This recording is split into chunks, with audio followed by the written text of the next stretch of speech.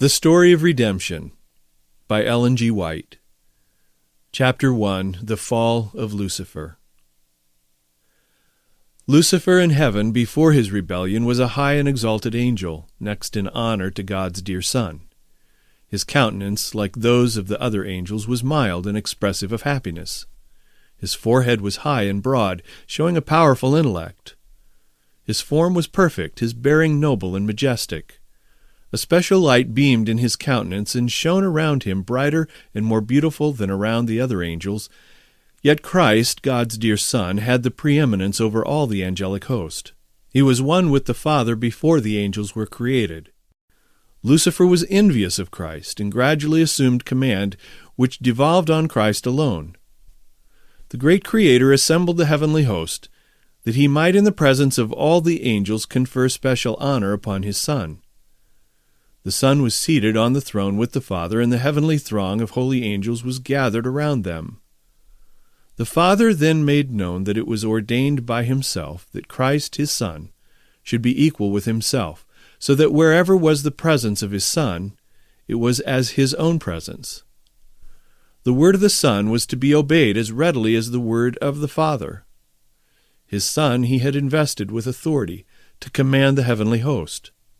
Especially was his Son to work in union with himself in the anticipated creation of the earth and every living thing that should exist upon the earth.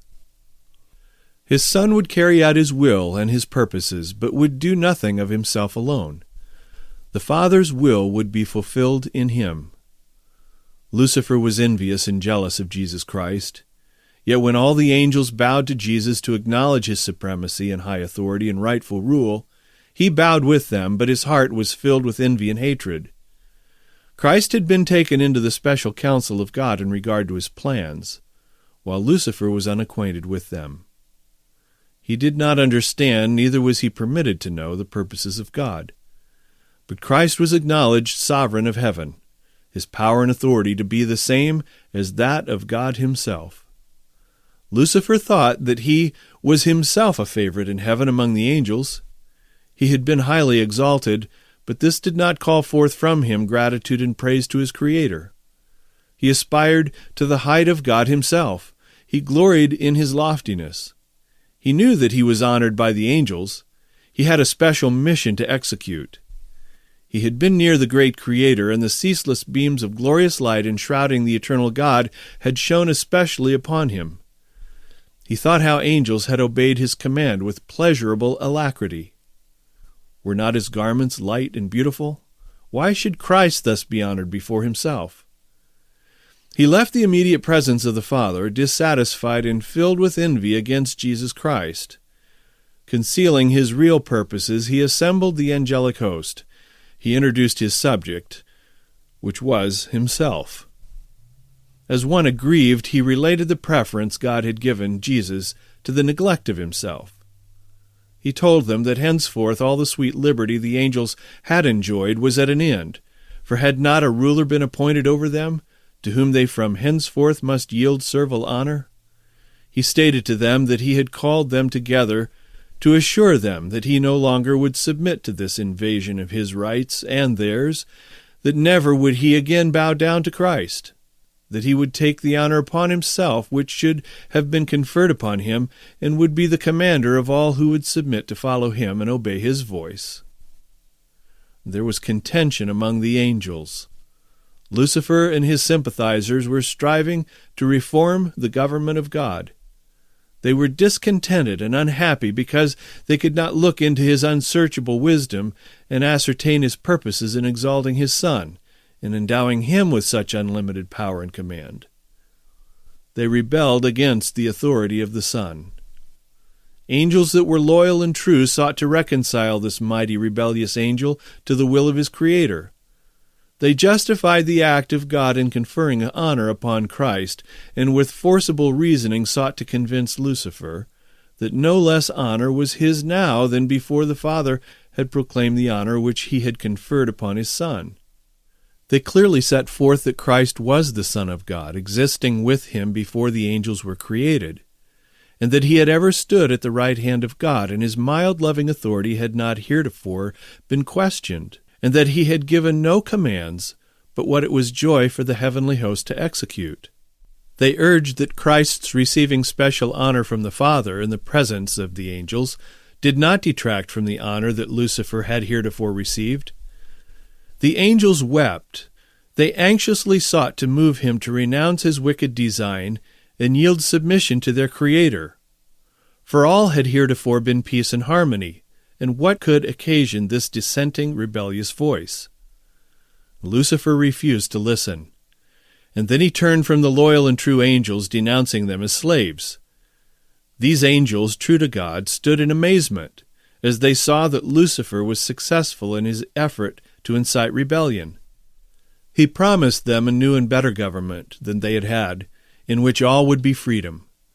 Great numbers signified their purpose to accept him as their leader and chief commander. As he saw his advances were met with success, he flattered himself that he should yet have all the angels on his side, and that he would be equal with God himself, and his voice of authority would be heard in commanding the entire host of heaven. Again the loyal angels warned him and assured him what must be the consequences if he persisted, that he who could create the angels could by his power overturn all their authority, and in some signal manner punish their audacity and terrible rebellion. To think that an angel should resist the law of God, which was as sacred as himself.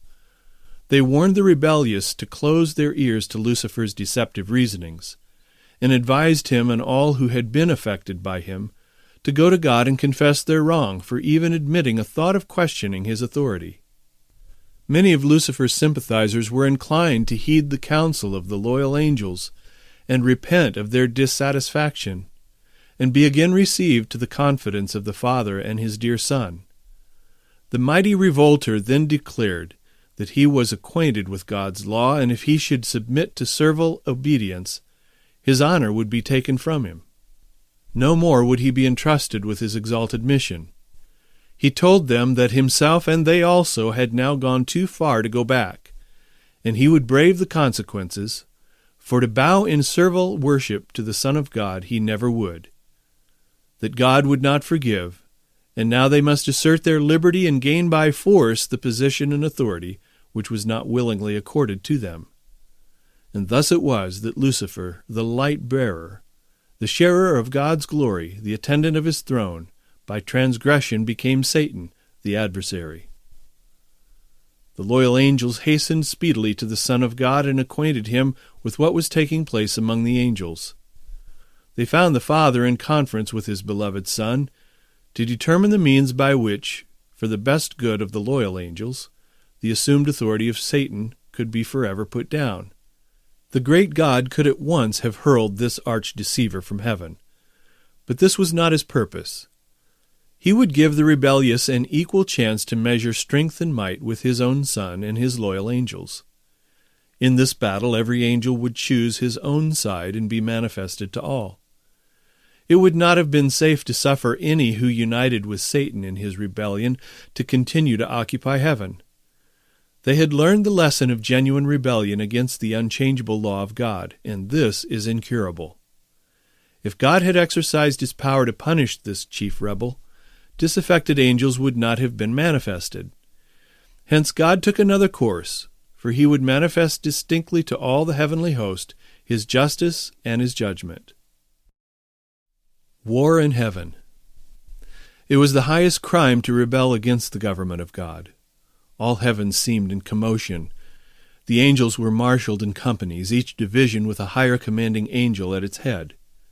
Satan was warring against the law of God, because ambitious to exalt himself and unwilling to submit to the authority of God's Son, heaven's great commander. All the heavenly host were summoned to appear before the Father, to have each case determined. Satan unblushingly made known his dissatisfaction that Christ should be preferred before him. He stood up proudly and urged that he should be equal with God, and should be taken into conference with the Father and understand his purposes. God informed Satan that to his Son alone he would reveal his secret purposes, and he required all the family in heaven, even Satan, to yield him implicit, unquestioned obedience. But that he, Satan, had proved himself unworthy of a place in heaven. Then Satan exultingly pointed to his sympathizers, comprising nearly 1/2 of all the angels, and exclaimed, "These are with me. Will you expel these also and make such a void in heaven?" He then declared that he was prepared to resist the authority of Christ and to defend his place in heaven by force of might, strength against strength. Good angels wept to hear the words of Satan and his exulting boasts. God declared that the rebellious should remain in heaven no longer. Their high and happy state had been held upon condition of obedience to the law which God had given to govern the high order of intelligences. But no provision had been made to save those who should venture to transgress his law. Satan grew bold in his rebellion and expressed his contempt of the Creator's law. This Satan could not bear. He claimed that angels needed no law but should be left free to follow their own will, which would ever guide them right, that law was a restriction of their liberty, and that to abolish law was one great object of his standing as he did. The condition of the angels, he thought, needed improvement. Not so the mind of God, who had made laws and exalted them equal to himself.